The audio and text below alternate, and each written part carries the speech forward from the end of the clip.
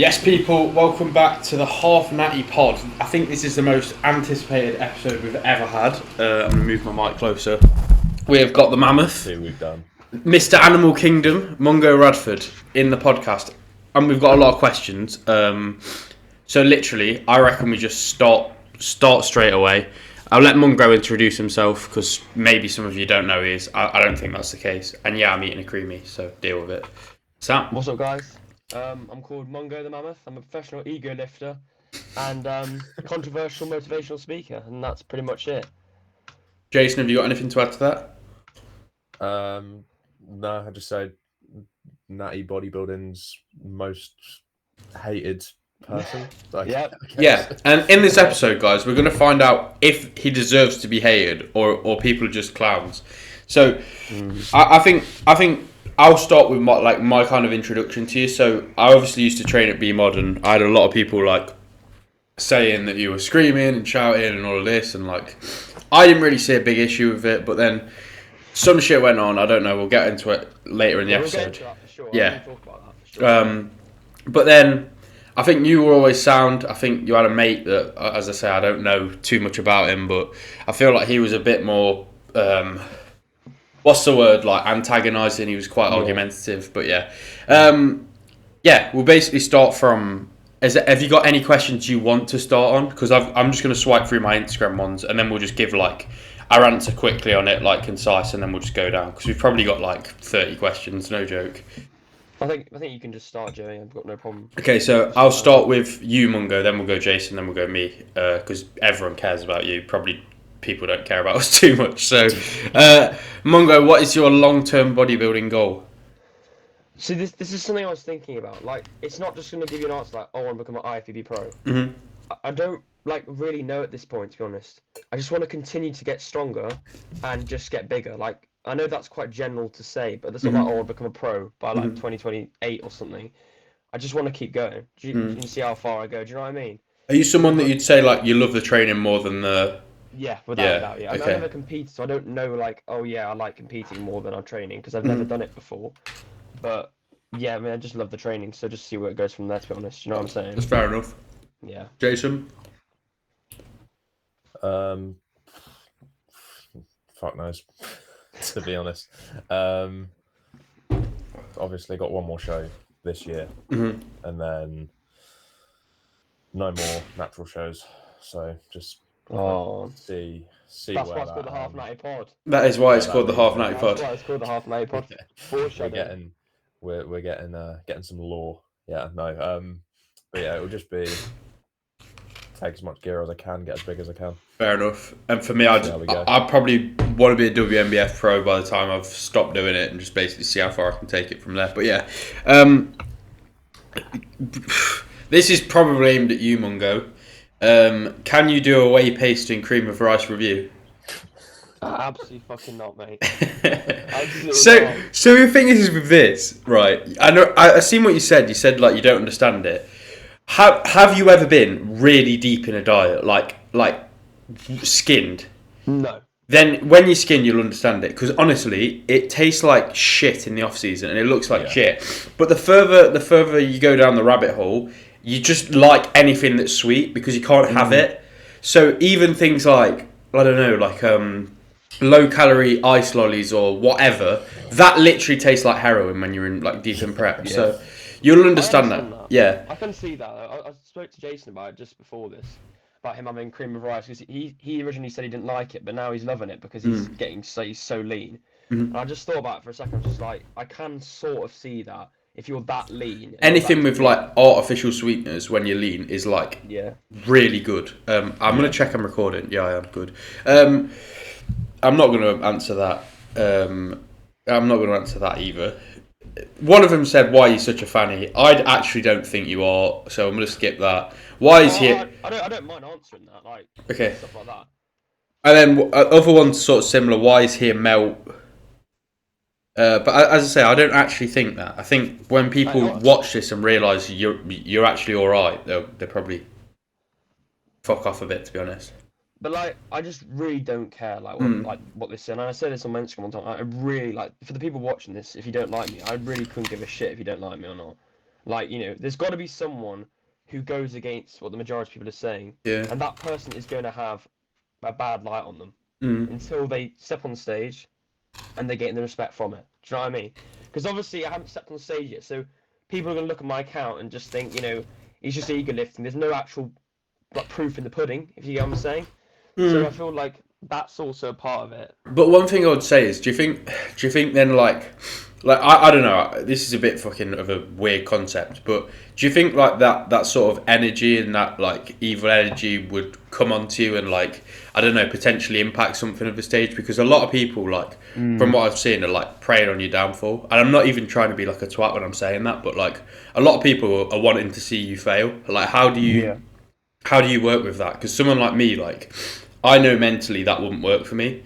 I know, like, for me, like, I'd crumble under the pressure. I don't need to be really supported, but I also don't want to be fucking hated. So it's like, how do you do you use that as fuel, or like, how does that work for you? I mean, I spent most of my life, like, at school, like secondary school, being bullied. Yeah. So I still am, but I'm quite on a lone person. Yeah. I haven't got loads of friends. Yeah. And I've always been in that space when people have like always commented on me and hated on me. Yeah. So I've sort of grown up with it. So I don't feel like, oh shit, someone doesn't like me. I just used to it. Do you know what I mean? Yeah. So Jason, do you think that could like work for you? That's sort of like. Thing is, I feel like no matter what you do in life, you're always going to have someone. Oh, 100%. 100%. No matter what route you take, no matter what thing you do, someone will have something to say. So, yeah, I agree with that. Like, you just got to kind of take it on the chin. Yeah. I think, to be fair, like, you were more controversial at the start, and I think now you've sort of come down a bit and realised, like, I think at the very start when you were with your mate, like, some of the shit you were saying was just like, what the fuck? And I thought you were joking, but now, like, I watch it and I'm like, it's actually like, I can understand and resonate a bit more with it. So, next question, why do you do what you do? So I'm guessing they're saying, why do you do bodybuilding? Why do you do training? Like, what made you choose that? So I've said about this briefly, but like the bullying, like when I was at school, like I was like very overweight, and like I generally didn't have any friends, and I still don't really have that many friends now. And this is not me trying to get attention or anything, because I think like quite a few people will know this just by the way I post and stuff. But I had to find something to find a purpose, because I was just basically just dossing around. Like I was just eating loads of food. I'm not like an A-star student. You sound like me post-show. No, I'm joking. But I just had to do something, Yeah. like, for myself, and just basically just do something hard and get fucking strong and see where it goes, and gain some respect from the people who basically insulted me every day at school. Yeah. And are you still at that school? No. I finished my A-levels on June the 12th, so I've completely left school now. But did you in that time frame gain respect from them people that were bullying you? Yeah. And do you have any stories of like, I don't know, like the bullied, and then like they're like trying to fucking be your best mate or anything like that? Or did you see the shift that bodybuilding like had for you?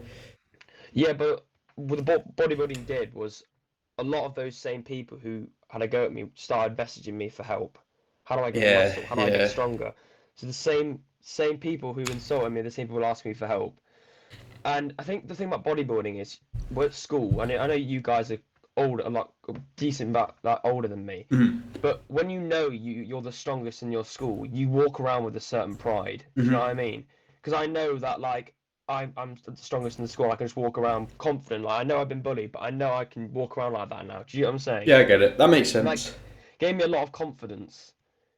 Yeah. A lot more confidence for sure. I think that's a good thing. Like that's probably the reason I started. I started when I was 18. Now I'm 23. I think Jason's 22. I'm guessing you started around 18, 19. Yeah, it was just like COVID for just me. after COVID Yeah. lockdowns. So like the thing is like obviously we sort of experienced it a bit different, but I was after school. But that makes perfect sense, and obviously I feel like the younger generations are a bit different now. It's all like a bit more like everyone wants to act like a gangster and like, you know what I mean? And like Central C and all of this shit. Whereas when I was young, it was just like, it was like XXX Temptation and like fucking American raps. You know what I mean? Like it wasn't the same. So yeah, I think that's a valid answer. Yeah, I feel that's a valid answer though. Like But it was bad. It wasn't just sort of like I was getting picked on like everywhere I went, like the lunch table, sports, I'd just be called like obese and like disgusting, like everywhere I went, like generally like by everyone. You know, and I'd honestly like cry pretty much every night. Yeah, and that's shit. You shouldn't experience that, but it'll make you. I'd never be here. Exactly. I wouldn't be here talking to you. I'd still be the same fat kid, just doing nothing. So one question I've just thought of in my head. So like your content is quite like talking heads, like, you know, reels, like sort of that whole shebang. Who are you actually aiming these reels at, like when you speak to them? Because like obviously in coaching you're trying to speak to a niche, so it's like if I'm talking about a reel, I'm talking about like I'm trying to talk to an 18 to 23-year-old in the gym, so I can potentially coach him. Like, are you aiming at people these reels, or are you just saying what you think and sort of going from that? There is no real aim. It's just saying what I think. Fair enough. Because we know, and we'll get into this because there's quite a few questions about the whole situation with bodybuilding, and I feel very strongly about what's happening. Even though I'm not like an old head, I'm very young. Yeah. I've grown up like with bodybuilding with those principles. You get me? Mm-hmm. So yeah, I just know we don't want to like targeted. It's just everyone who wants to hear it. That's fair enough. Right. So next question: opinions on people who scream down the gym.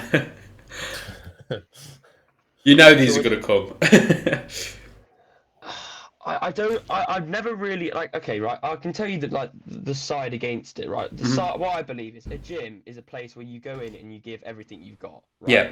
And completely go all out. Yeah.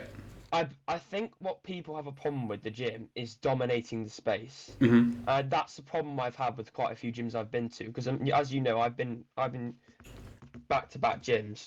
Yeah. Because you've got like maybe that's not just like females, but like maybe it's lifestyle people who feel threatened by the fact that you are dominating the space, and they feel like, you know, almost insecure because they're not doing the same thing. Do you understand what I'm saying? I think that's sort of the argument for it. But again, I don't really think that's right, because I think everyone's got an entitlement to just train really hard in the gym, because that is what it's based on. Yeah, I think that's fair enough. So what I would say is like, let's say I'm you, right? And I'm in the stage of life where I've just been like come out of school, and I'm really fucking down with myself, and like I've had a shit day, everyone's been shit to me.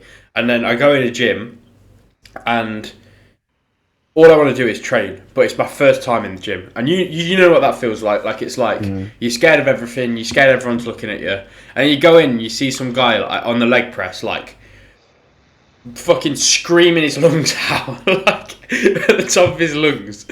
What would you think to that? That's what I'd ask. Honestly, yeah, I'd get motivated. I'd be like, I want to be. Okay, that's fair enough. And I know that's like saying that, because I know a lot of people will disagree with that, and that's absolutely fine. No, I'm very open to opinions. Yeah. But I didn't like. I remember the first time I went into the gym I go to now, which is called the Iron Foundry, which used to be quite a bodybuilding gym. You had you know, Jamie Johal. Mm-hmm. He lives in the area I live in, so he lives in a place called Ilkeston. Mm-hmm. Obviously, I don't know if you're aware, he's got his own private facility. Yeah, I train there. Yeah. Yeah. But he used to train at the gym, and Mark Hector, you know Mark Hector? Yeah. He used to train there as well. Like back in the day, there's lots of like NABBA, like massive pros who used to train there, but now it's sort of just died off. No one trains anymore. But yeah. So when I first went in there and I saw like there were big guys, you know, I was like, oh, that's pretty cool, you know, screaming their head off and everything. Thought I want to be that guy, you know. And like this is the thing, like the beauty of bodybuilding is I don't think one approach is better than the other. And I think that's something that it takes a bit of time to realise that. Like, yeah, the science guys are going to say, like, oh, but science says this and, you know, all of this. But the thing is it is really, like, there is a million ways to get to the same destination. And that is what's nice about it. But, yeah, I don't know. I'm not the individual, like, I think you're someone that's really into, like, getting your head into the training. And sometimes that can be perceived as, like, you know, like you're being a twat to everyone around you, but I think you're just so focused that you don't even realise how much noise you're making or whatever. And I think you're just in the set. Whereas like me, like I'll play music out my car with my windows down, and I'll be like, shit, it might be too loud. Like I don't want to like, I don't want to be like obnoxious. You know what I mean? But I think that's a fair answer. Like everything you've said so far is fair. I'm going to try and include Jason a bit because I think he's just fucking sitting here in a prep hole, if you're my honest opinion. Bro's like this. Carbs got dropped. I'm coasting. It's all good. So, I will actually try and involve you next time. Off-season goals, Mungo. What are your off-season goals? So I'm on a diet right now. Yeah. Until like September. I just want to basically just get like quite lean and just go on holiday, look decent. Where are you going? And then, Italy.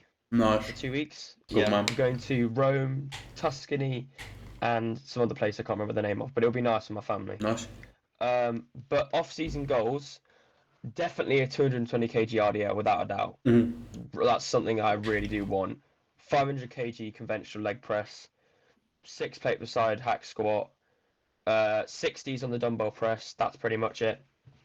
These are pretty. How old are you? 18. Yeah, that's pretty nuts for 18. I wasn't touching anything like that at 18. No. What about you, Jason? Not be sub 200 pounds by the time I finish my first cycle. Well, Yeah. That's any strength goals? Any what? Strength goals? Not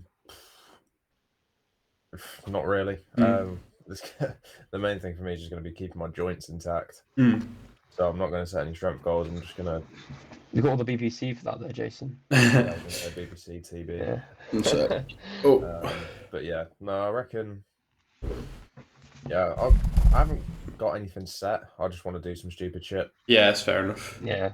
I think for me, I'm not like massive on strength goals. I think I'll just get stronger over the period of time. But yeah, I'd like to do some like wacky shit. Like I'd like to pull like some decent numbers from the floor and like just get stronger across the board. But I just need more muscle. So that's it. Next question. Why do you act like you're the only one who has motivation for training just because you have... One sec, I'm just going to see if that's finished. Because you have... I mean, that makes no sense to me so far. Because you have no responsibilities. That's what someone's asked. Can you repeat that, please? Yeah, give me a sec. So... Archive... Story. I love how these are answered in yours and they're not asked on mine. Yeah. That's what I love. Love how people. Why do you act like you? Why do you act like you're the only one who has motivation for training just because you have no responsibilities? That's what someone's asked. Is that referring to the fact that like I don't have like a full like on like 9 to 5 job and I'm not like I'm living at home and everything? Is that what it's? I don't know. I'm not gonna lie. Really, I think it means that. Why are you like? I don't really get that in a way. I think it's trying to say the person's trying to say that like, do you think you're the only person? Oh, I don't know. I'm bugging. I literally don't know what that means. I can't tell you. I don't know what it means. So let's go from it from that standpoint, right? Like, is bodybuilding just like your full-time thing? Obviously, you've just finished your A-levels, so it's summer for you right now. Like, you're just going to enjoy your summer. What's the next step for Mungo, like outside of bodybuilding? Let's say. So I'm hopefully going to university. Okay. I've applied to go to Nottingham and Loughborough. So Loughborough's my insurance to do history. Yeah, so I need to wait for that on August the 14th. But honestly, Uni of Nottingham. Yeah. Yeah. So this guy, like, this is what people need to realise, chat. Like, I'm saying chat like I'm streaming. Jesus Christ, fucking hell. No, but the comments, right, guys, or everyone listening. The thing is like, this guy is not stupid. I think a lot of you just think he's a kid that's dumb. Like, Uni of Nottingham's a good uni, and I'm guessing your course will be pretty highly ranked, won't it? 2 A's and a B. Yeah, like, that's not stupid, guys. So, I don't know, like, I feel like everyone's preconceived just thinks you're this, like, stupid little kid who's screaming the gym down. I don't think that's the case at all. Like, you're obviously intelligent, you obviously know what you're doing. Are you trying to study history there as well? Yeah, both history, yeah. And if you looked into gyms at Nottingham? Well, I'm building my own gym, aren't I? Oh, right, okay. So are you going to live at home and then commute? Yeah. Okay. So as I say, again, you're just doing the thing that everyone from 18 to 20 whatever does. Like, I don't think there's no responsibilities there. I went to uni. Jason, did you? No. I just worked. So it's like, what's the other side? What would you do if you didn't get into uni? Obviously, you'll get into one of them, but what would you do? Like, have you ever thought of a career you want to go into? I feel like I'm your Like- fucking dad. Jesus Christ. The fact that I originally wanted to be a lawyer, like a year ago, but I needed like really high grades, and I wasn't getting them. Like, I needed A star, AA, and I just couldn't get it, so I couldn't do law. But I thought to myself, I don't want to do that because being a lawyer, like being a doctor, it's such a demanding job. There is no time for bodybuilding. Yeah. So I think I just want to get a job which pays the bills, and I can just bodybuild on the side. Do you get what I'm saying? Until bodybuilding, if I'm successful or not, becomes the full-time thing. But the thing is like anything can do that, and I think that's something like I'm not really specific. I've realised like over the years. Like I thought you needed to have all the time in the world to do bodybuilding, but it's not that hard because like all you've got to do is prep your chicken in bulk, right? Freeze your meals, take them out of the freezer, and then just take them to your 9 to 5. How long does it take to make oats or cream of rice? 2 minutes, 5 minutes? You know what I mean? Like it's not hard. You can make it on your lunch break. Like, you know what I mean? Like you're chilling. Yeah. And So you can get it in. You get steps in. Like I think. yeah. The thing about bodybuilding is like how bad you really want it, because you can get things done anytime. It's just how like really badly. 100%. So I would say in answer to that question, he does have responsibilities, but just think to how you were at 18. Because when I was 18, I just finished my A-levels or my college course, and I literally went straight on my PC and no life Counter-Strike or Fortnite for like the next 6 months. So it's like, at least he's training, at least he's getting out, at least he's trying to have some structure. Like I don't think that's a bad thing. But I when I did my A-levels, I did history, politics, and business, which are all very difficult A-levels. You know, it's a lot of content. I managed to keep posting on Instagram and be active through that whole period, whilst revising, 8 hours a day. So I do have responsibilities, I think. Yeah, I don't really see where that one's coming from. But anyway, that's that. We'll move on to the docs now, and then we'll go from there. Have you got anything to add to that, Jason? No, I was just gonna say, like, at the end of the day, like, he's only 18. Like, obviously, he's not gonna have a full fucking fledged out 9 to 5 at 18. Realistically, Who no did? one has. Who did? So, like, obviously, he's. Like, I don't get where they're coming from with that question, because like his responsibilities are just going to be different. Like, obviously it's not a job, but he's still revising for A-levels to set himself up for a job. So yeah, I don't get where that question's coming from, to be completely honest. No, either. I think I do think you are one of the most misunderstood people, probably on all of Instagram, because a lot of people seem to bash on what you do. But I don't think you're doing anything that wrong. You're just stating your opinion. If you had like 50 pounds more muscle or 100 pound more muscle, they would probably be agreeing with you and looking at you like you're JP and like idolizing you a bit. But it's just because it's like I'm young and I'm not like an IFBB pro. Yeah, exactly.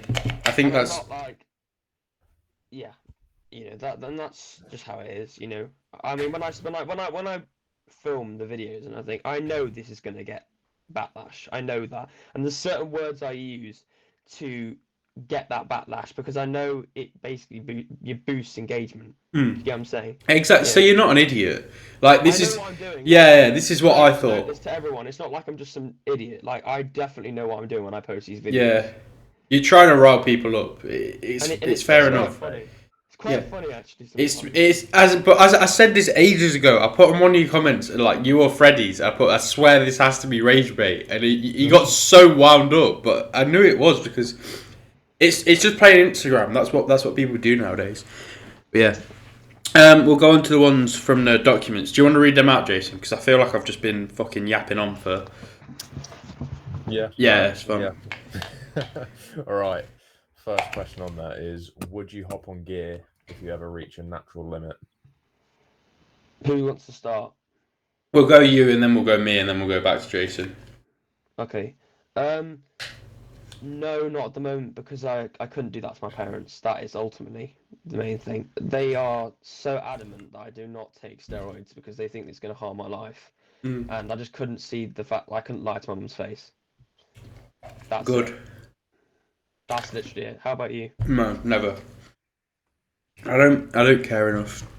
Like I love training. I'm not bothered about anything else. I don't know. I had a conversation yesterday, and they were like, "If it was just TRT, everything would be better. Like your sleep would be better, your training, everything." And I'm just like, "Yeah, but I don't want to inject something for the rest of my life. Maybe when I'm like 40 and I need it, but Yeah, I don't know. Just for me, my training's good, so I'm like, I can get better. I can keep like pursuing different routes to get better. I can make things harder. That's all I need to do. Obviously, we already know Jason's answer, but yeah. Yeah. It's not even. That's fair enough. Isn't it? But yeah, that's what got me into bodybuilding. That's what I want to pursue. Obviously, end of the day, everyone makes their own choices. I'm picking my poison. I'm aware of the side effects. I'm aware what could happen.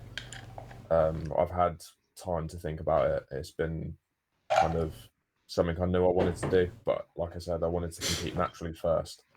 See if I think that's the best route as well. Like, yeah, don't just hop on and have no goal. Like, compete naturally first, at least once. At least do like 1 or 2 shows before like solidifying that decision. I think that's fair. That's what I'd say at least. Yeah. I got something to add. I got 2 things to add, if that's okay. Yeah, do it, man. The thing is about taking steroids is like when I see people like Kiffy West, you know, lifting the weights he lifts, I just think to myself, is there actually really a need to go on steroids if you really do? Like, I know he's like a complete minority, but looking at him, I feel to myself like you can get that level of strength being a natural if you train long enough. Do you think he's natural though? Yeah. Oh, yeah, but that I think he's natural. Yeah. I don't know. I'm just chatting shit, but yeah, I think he's natural. So he's been training for like I think like 11 years or something, and I look at that and I think, you know, give it 10 years, I can be, you know, really strong. I don't need to take steroids, you know. But then also playing devil's advocate here, how many other people have been training for 11 years, being like completely locked in on that, and then they've still not touched like a 4-plate RDL, for example? Like, obviously genetics do play a massive factor into it, but obviously I'm not saying don't put the work in, but Yeah. Realistically he is a genetic freak. yeah, 100%. Like, that man is a like 1 in whatever million. So like, obviously I'm just playing devil's advocate here, but like, obviously it's good to have the goals, but realistically most people will never touch anywhere near what he's doing. I think this is a bit of a side note. Yeah, but I think this is a bit of a side note. But the fact that you're in a process and you're gunning for something, even if you don't hit it, is so much like the benefits that come from that are so much better than like, let's say it's black or white and you hit the lift or you don't, because I feel like the direction bodybuilding gives you is better than the result you actually get on a stage. Like, the structure to your life and everything that comes with it is the win. It doesn't matter about anything else really, because it's like, you know, what else would you be doing? Like, I don't know, but like what I'm saying is like that clarity of like, you're following a plan, you're gunning for something, you get to the end goal, and then there's the next goal and the next goal, and that's the good part of it. But yeah, I think, yeah, I don't know. I do agree. Keith US is like 1 in a million. I don't, or whatever. But there is something to say. When he was 18, if you look how much weight he was doing, it wasn't anything like, yeah, it was really good, but it wasn't anything like, oh my fucking god. Like, he was like, I think he was like, you pressing like the 50s, like hinging like 200 and something. Like, it's still crazy, but it's not like, oh shit. Do you know what I mean? yeah, it's time though, isn't it? It's just time spent at anything. Yeah. That's life. It's like the guy that spends the longest time on anything is going to be the best at it. The rabbit wins out. The turtle wins out of the rabbit. Yeah, because he just does it for longer. But yeah, Jason, next question. Why do you train the style and the way you train? Okay. The thing about the training is I think people really don't understand this because like people just assume bodybuilding, and I know it is bodybuilding is just muscle growth because it is to bodybuild, but a lot of it is just like therapy in a way. Like I know my form is like sloppy on a lot of things, but I know like if I pick up a barbell and just fucking rag some weight on it, I get such an enjoyment from that instead of just doing like really strict pull downs or something. Do you understand what I'm saying? Yeah. And a lot of it, like I know it's not going to get me the most muscle or anything, but it's just fun. And I put a reel about this last night. It's just enjoying your training and just enjoying what you're doing. People are going in and doing 1 set of flies and they look like they fucking their mum's died. They're that upset because they're not enjoying. How can you enjoy 1 set per exercise? That is not bodybuilding. That's not enjoyment. Do you understand what I'm saying? This is the controversial Mungo coming out right here, isn't it? Well, yeah, it's coming out. Mate. So you're not a one set guy, you're a volume guy. Yeah. Yeah. But volume with really high intensity. Yeah. I mean, I don't do like 5 sets, times 10 reps, not like Jay Cutler or anything. Yeah. But we talk. It's like 3 sets, loads of different exercises. Yeah. So who taught you this methodology of training, or mate, you just did it yourself? So I can tell you what, my training was inspired by. You guys won't know who these people are. There's this guy. Do you know who Hadi Abdal is? No clue. He's an American. So these guys, these like American firefighters. I can send you a clip of them. They go to this like gym in New Jersey, and they're like the most. You've got to watch the video. It's crazy. They're like the most amped up people, and they do shit form. They just pick up the weight and just like we're not talking about crazy stuff. Like it's like that much range of motion. Yeah. But they just love it because they're firefighters and they're just giving everything, and that's why I got inspired from because I saw that right early on. I was like, how did you find this video? I'll send it to you after this, but I don't know how I just found it on a reel. All They right. were like screaming, they were like, "Yeah, motherfucker, get that weight," It's like, yeah, that looks cool, But it's crazy the way they train, but it's what inspired me, to be fair. Yeah, that's fair enough. What about you, Jay? I'll go to me. So, I mean, I know this isn't aimed at me. I just train the generic fucking top set back off, and that's because I was coached that way. So yeah, I tried the volume when I first started. I had like a powerlifting coach that was doing 3 sets of 12 when I first got in the gym. It just didn't work. And then he told me, don't train top set back off because it will never grow you any tissue. And now I'm here needing more tissue. So yeah, I'm guessing you'll be the same. Yeah. I was going to say I just do top set back off because Hugh tells me to do top set back off. Big up Hugh Thompson. But then, like, through the off season with Tom, you might add some more volume to like the lagging areas, and like you're a bit small with the approach. But yeah, I don't know. It's always top set back off. Next one, I guess. What's something about bodybuilding or fitness? What? This one that makes sense. Some of them are really bad. Like I had to try and reword it in a way, but I just copy and pasted them. So I'm gonna reword this. What's something about the fitness industry that you think is totally fake, but most of your followers believe is real? See, this is really controversial, and I know people are going to get really pissed off about this. It's supplements. Okay, like I don't take anything. Like I only thing I take is mum's cooking and protein powder. That's it. Creatine? I would argue creatine. No. Why not? I just don't take it. Like I just don't have I just don't feel like I need to. Like, and I think this needs to be made clear because like I know this is like literally everyone's going to discriminate, and they probably are right to some extent. But I've gained all my strength without under 2 years of training with no supplements. Like just strictly just good whole food and nothing else, and just pure fucking grit. And I feel like people, this is the one thing I do believe about, and I haven't spoken on before, it's just like I feel like it's almost placebo. Like they think they're really, I think they're really cool when this is not like a poke, having all their like tablets laid out in the morning. When I don't think it really does a lot. I really don't think it does a lot. If you eat good food, you're gonna get all the minerals and the nutrients. Yeah, I think it's minor percentages, right? It's like it's the same as like blue light glasses and shit like that. There's probably an argument to them. They work for some extent, but if you're not nailing the basics, then it doesn't matter. It's like people that are taking like magnesium, but fucking looking at a light like 30 minutes before bed and then like doing some really fucking like thinking activity, right? It's like the benefit's not going to be there for you because you're not nailing the basics, right?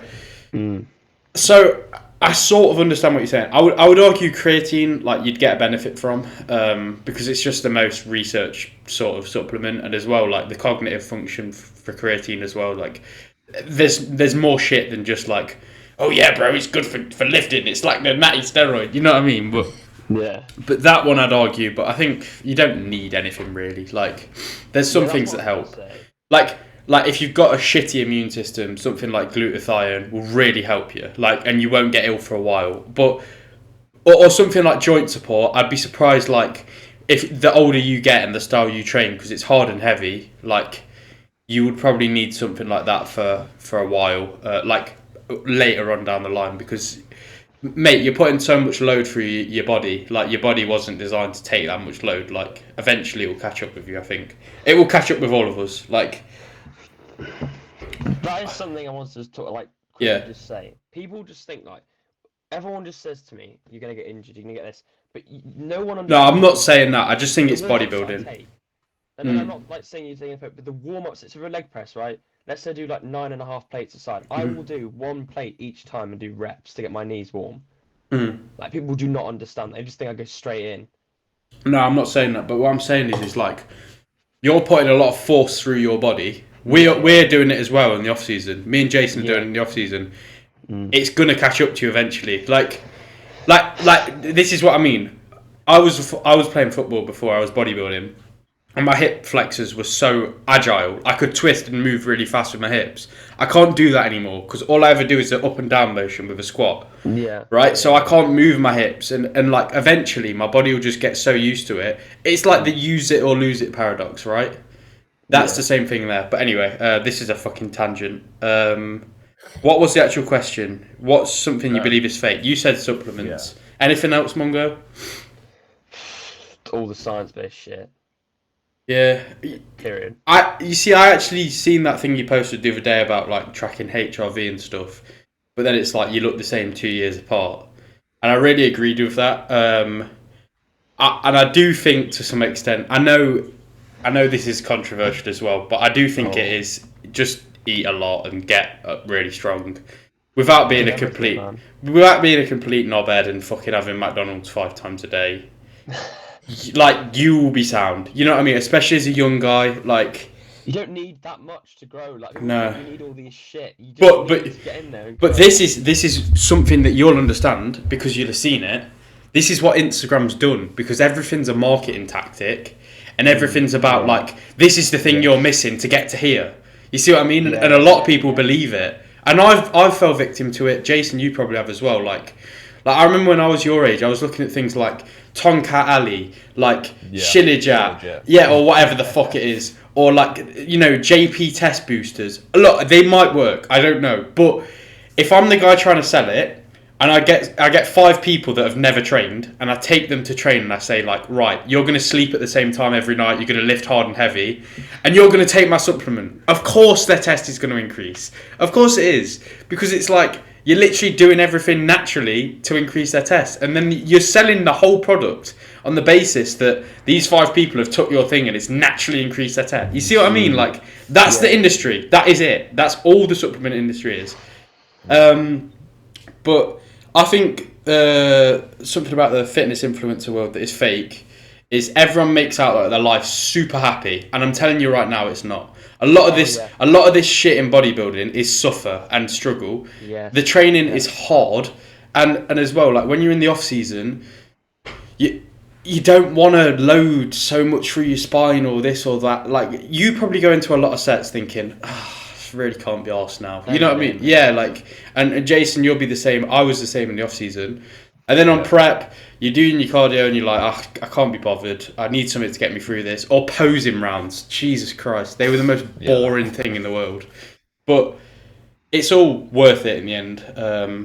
But yeah, I'd say that I think a lot of people fake happiness way too much on social media. Absolutely, yeah. And I guess the supplements one is valid as well. Jason, any other... Yeah, I was just going to say about the faking thing because I was just going to say about like mine and your preps. Like we've not posted. I know for a fact we've had some like not like dark moments. No, pretty shit things though. Yeah, but like we've not posted about it because realistically, you are kind of trying to uphold an image, like as bad as it is, and like obviously you should be, especially as coaches, with your followers. Yeah, but like it's not something that you post about. No, because I just feel like I'm doing it for like an attention grab. No, but like that makes sense. The thing is like especially when you're a coach and you're trying to help people get to their goals. Yeah, you can't just be sitting there posting like fucking hell, cardio is really hard. Like, or I really don't even want to get out of bed today. Like you literally can't do that because how are they going to look at you is like leading by example if you do that. Yeah. Doesn't That's a work. good point, to be fair. You next, Jason. Next question. Biggest lie you've ever told your audience about your training or nutrition? God, I don't want. Mungo Radford takes multivitamins. Yeah. Can you start? Because I need to have a think about that. Yeah, that's fine. Think about what that is. I don't think I've like lied or about training or nutrition. I think, as I say, like maybe at some points in prep, you're sort of making out like it's not as bad as it is, and you just like make it out like you sound. A lot of people message me like, your prep seems really smooth, and that's just because you've only seen what I wanted you to see in my prep. Yeah. So maybe that, I think that's probably like, but you don't. This is the thing, like you live with yourself 24 hours a day. I don't live in someone on Instagram's brain, so I don't know how it fucking works, but I know.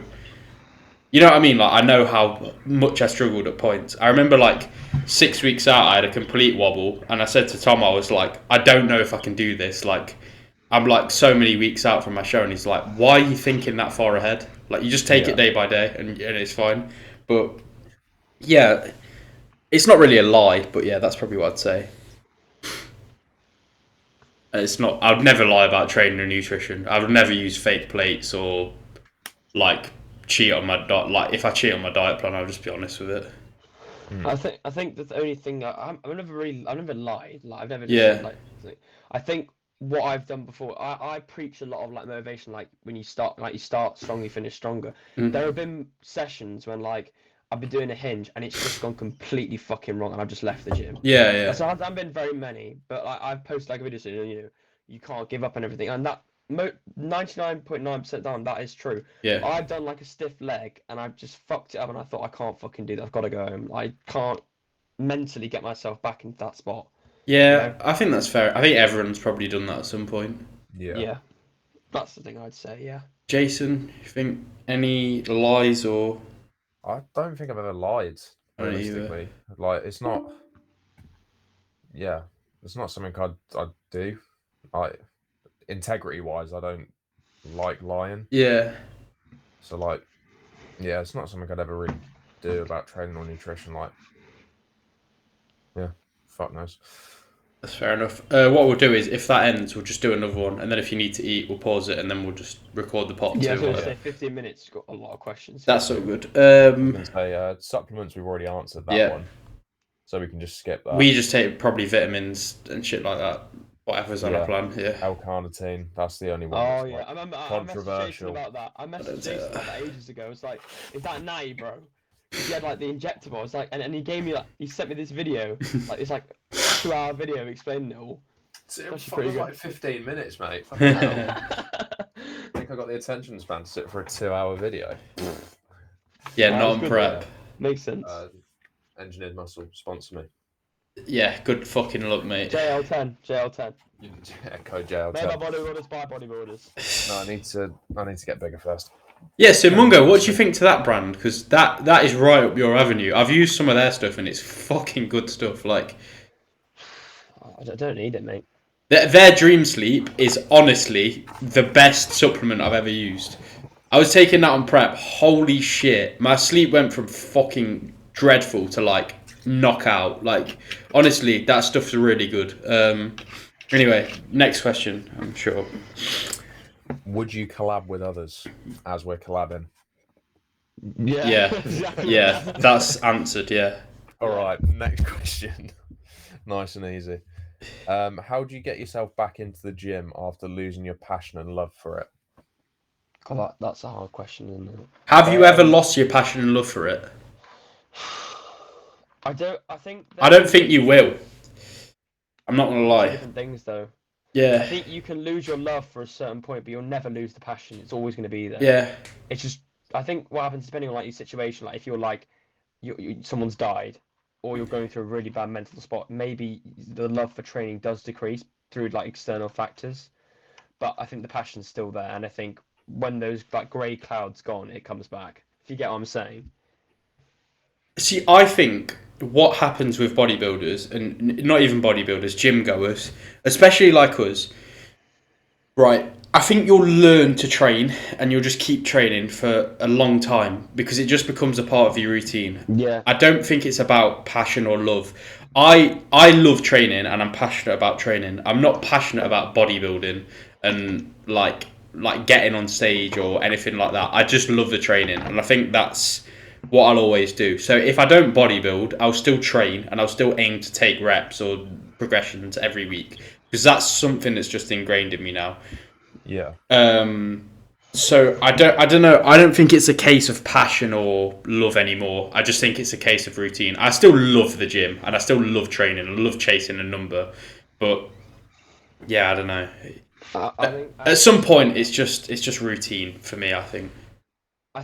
I do understand what you're saying. What you're saying is completely true, like without a doubt. But that is fueled by passion. You don't do something every day. I know what you're saying. You're saying, and that's completely valid. It becomes part of your daily life. Yeah. But you wouldn't do it if you didn't have a passion for it. Yeah, I suppose that's true. That is true. But Fuel that. What I'm saying is I'm probably not as passionate about bodybuilding as I am training. I love training and I'm passionate about that. But now I've done bodybuilding, I thought it would be something it's not. And I'm like, yeah, actually, that's not everything it's made out to be. You literally get on a stage, do a round of posing, another round of posing, your routine, and it's done. And you spend 6 months up to that point for it literally feels like 5 minutes and then it's done. Yeah. It's so weird, and you'll experience it. You'll experience it because I've lived like you do. Like I've lived 100%, 100% or nothing. I've lived like that for years, and I thought it was going to be this magical thing.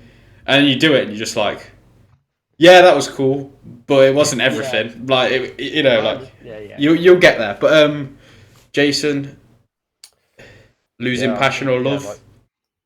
I don't know how to answer that because, like you said, I just love the training. Yeah, literally. And if you don't love the training, don't do it. Obviously, you're gonna lose passion for it. Just don't force yourself to do it. If you don't like it, don't do it. And that's the same with bodybuilding. That is the same with bodybuilding. Like you should never put like you should never say to yourself like, I need to do this. Like if you want to do it, and you've got a solid reason why, do it. But if you've not, who gives a shit? Like it doesn't matter. Like, you can still be in good shape, you can still be a good online coach, you can still be good whatever, you can still be strong. You don't have to bodybuild, you don't have to show it off. It doesn't mean as much as people think it does. And another thing, no one cares that much. No one cares if you get on stage tomorrow or you get on stage tomorrow. It doesn't fucking matter. Like, no one's going to remember you. I know it's a bit depressing, but it's true. But yeah, I think that's covered that one nicely. Right, next one. What's the end goal? I think we talked about that. I think at the beginning, didn't we? Mm-hmm. Yeah, we kind of just. I suppose I could reframe it to you, Mungo, and say like, what do you want to get out of bodybuilding? That's a good way of asking it. Just honestly, just getting really, really, really, really strong, and then showing off that muscle that the strength's built. Yeah, I know that's really simple, but I definitely want to open a gym in the future. Without a doubt.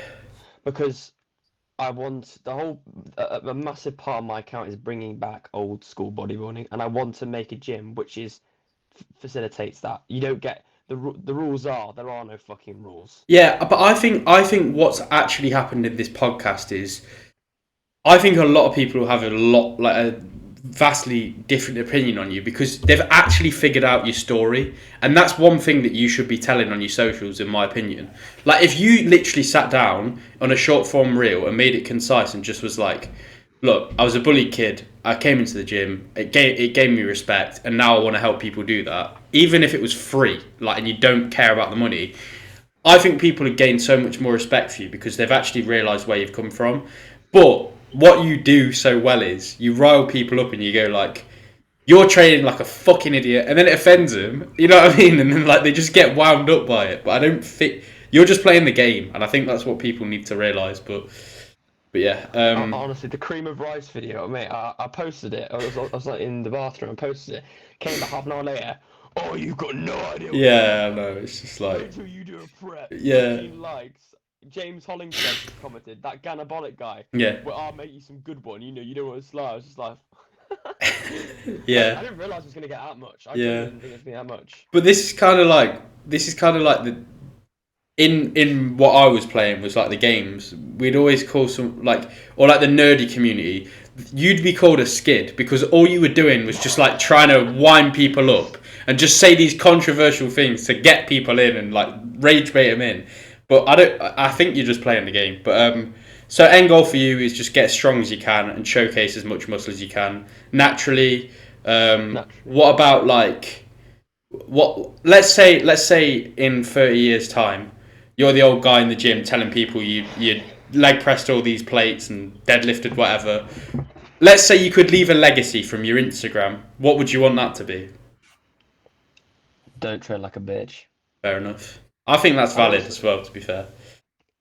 Yeah, I think you got to be. You got to be the shining light in the grey clouds. Yeah. Yeah, all these science people just training like complete. I don't even know. You got to be the person who's bringing it alive. Yeah, that's fair. But I don't want to become. I think get on an end goal like a natural pro. Definitely, definitely. That's definitely something I want to do for sure. Yeah, and you probably will do that. It's just a matter of time. Yeah, it takes time. Like by 35, you should have enough muscle to do that, and if you're still doing it, you will do it. You know what I mean? Like yeah. No matter who you are, I genuinely believe that. But I think for what was even the question? What's the end goal? Take as much from bodybuilding as I can, mentally, physically, business-wise. I think that's effectively the best answer I can give there because I want to be a full-time online coach. Like I want to be challenged mentally. I want to grow mentally from this. I want to be like more muscled than I am. And then obviously, yeah, I think everything that comes with that is just going to come naturally on the path, isn't it? Like, Jason? Just build like the best physique I can. Yeah, I think valid. Obviously, pro card and Olympia would be nice, but realistically, 99% of people don't get there. Yeah. But like, it's not like. And you never know unless you try. Yeah. So like. Yeah, exactly. Yeah. It's not my only reason going into it. Obviously, it'd be nice. Mm-hmm. And you'd be fucking lying if you said you didn't want a pro card in any federation in like natural or enhanced, whatever. You'd be lying, realistically. Yeah. But like, yeah, just build the best physique I can, take it as far as I can, and just see where I land. Yeah, I think that's about done. Jason, next one. Next one we've answered already. What got you into training? Yeah. Next one after that is need to hear the opinion on cream of rice and whey paste. We've answered that. Yeah, basically covered that. Opinions on reps in reserve and the science-based stuff. We've pretty much answered that as well. Let's let him answer that one. That's going to be. We'll be here till I don't even know. What is your opinions on reps and reserve, Mungo? Load of bollocks, mate. I don't really care like how big you are, like how cool you think you are. Doing reps and reserve it's not it. This will rile him up, Jason. What is your opinion on fatigue management? Mate, I posted a story. On my Instagram. I was like, I did 200 kg RDLs. Next day, did 3 sets of barbell rows, 2 sets of pendo rows, 2 sets of dumbbell free rows, and I didn't even feel a fucking thing. Mm-hmm. And everyone was like, "Oh, your program is not right. You don't know what you're doing." Like all this. But the thing is, I just don't agree with it. I think fatigue management. I think this is the point I want to make by bodybuilding. A lot of it's mental. Yeah, I agree with that. And this is why I was actually going to post a reel about this the other day. When did the weight start dictating people? Like, I feel like people like go into a state institution and the weight dictates them. They're like almost like it's controlling them. We control the weight as bodybuilders. We decide what happens to that bar. Mm. We either lift it or we don't, and that's all down to us and how much we want it. I think that's true. I think like it is a lot more psychological than people give it credit for. And I think people think it's just like about strength and if you can or you can't. But I think subconsciously, if you believe you can do something, you're a lot more likely to do it without taking the piss. Like, I couldn't go up to a deadlift bar, put 7 plates on it and deadlift it for a rep. Like, right now, that's not the time for that. I've just come out of a show, you know what I mean? Like, I could tell myself all day that I'm going to do it, and I wouldn't. But I do actually believe what you're saying is true. And I think from personal experience, like, even from a standpoint of pre-filling out your logbook and taking the piss a bit and just putting some, you know, like oh, I'm going to do like 15 kilos more on this row. You can do that. And you, like, there is no reason you can't. And it is psychological there. But it's about not taking the piss, as I say, like... Yeah. I don't know. You see some people try and fucking put like 5 plates on a pendulum, do like literally 1/3 of the rep and like rack it, and they're just like, there's no business there. Like, I don't know if that makes sense. Most of my sets, like being honest in my experience, like I could not do any of it if I didn't really have the mental strength. Yeah, and belief. Yeah, I agree. Like, I go into it, like honestly, some of the sets I'm shit scared. Yeah. Like some of the machines in my gym, like there is no safety. Mm. Like if I fail that rep, I'm fucked. Yeah. Like generally, like fucked. So I know, right, this is it now. You know what I mean? Like you Yeah. just got to get it done. I get that. And I just think I think all about fatigue management is people. I said this before. People are trying to get more out of less. I think, yeah, I know people want to do bodybuilding and they want to get a good physique by doing, as little as possible. But that's not really what bodybuilding is. Bodybuilding to me is a challenge. It's really testing your mental and your physical body.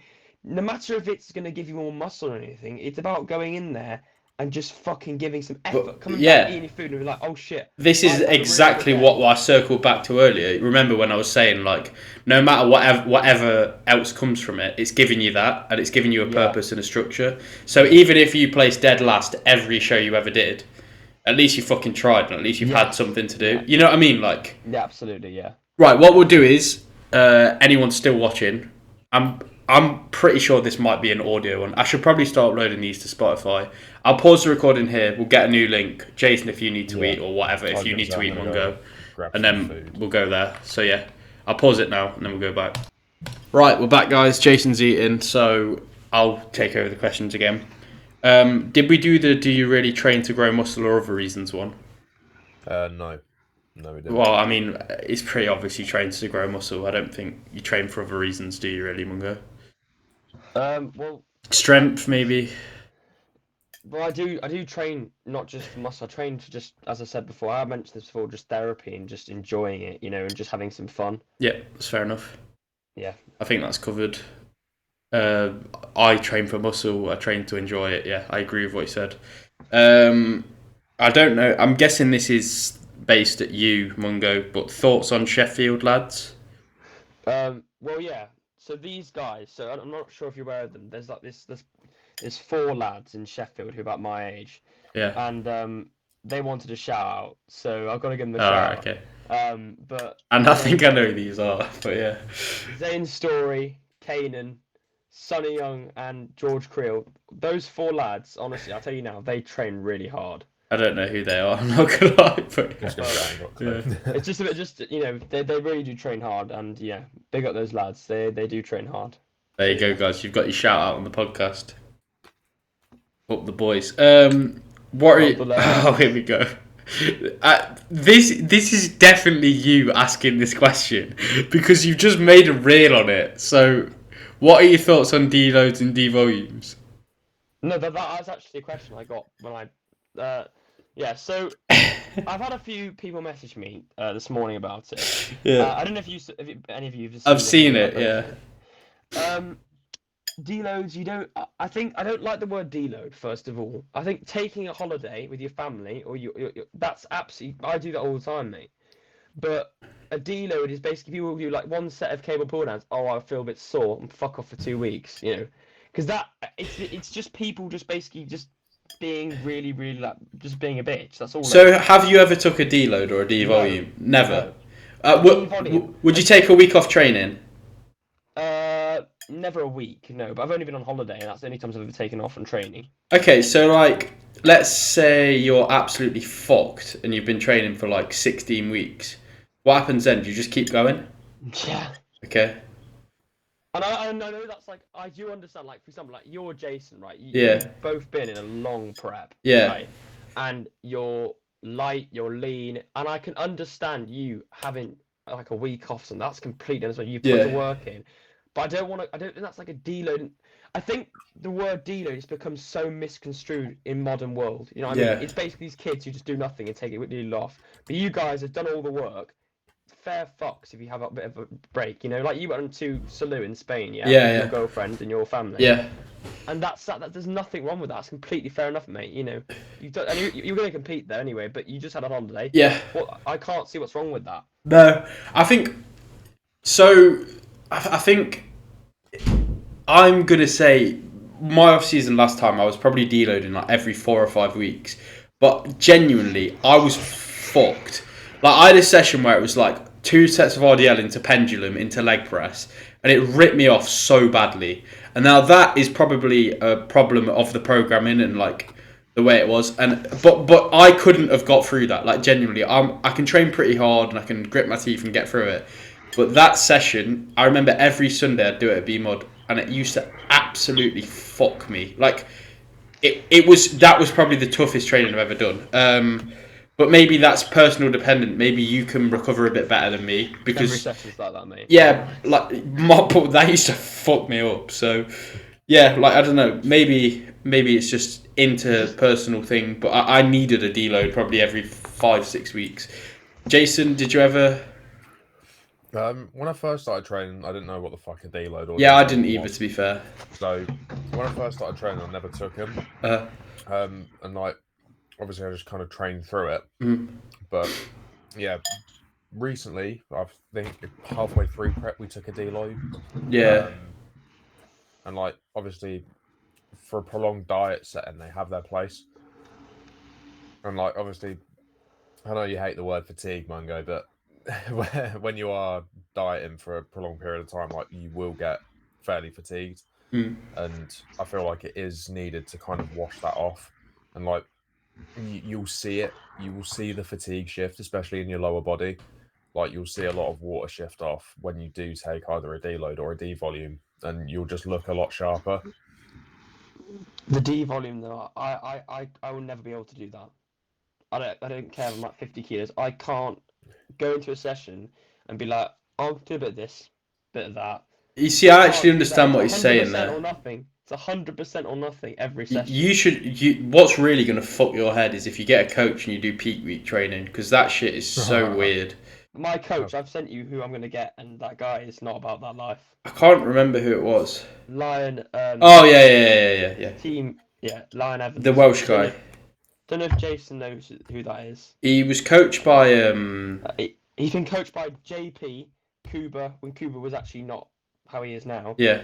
Callum, team pro coach. Yeah, I think I've seen him on that. He spent 18k on coaching for the last, like, his life. He's very aligned with Mungo, Jason. Like, he's quite like strong guy, like mindset focused. Very strong. Yeah. But you need to resonate with your coach. Yeah, I agree. Yeah. Listen to them. Yeah. So, like, you need to find the right coach to fit you. Like, there's no point. Like, it'd be like someone who like is solely science based, like fucking TNF. If Mungo went to TNF, yeah, that would be like a headbutting battle constantly. Yeah, that would be quite funny though.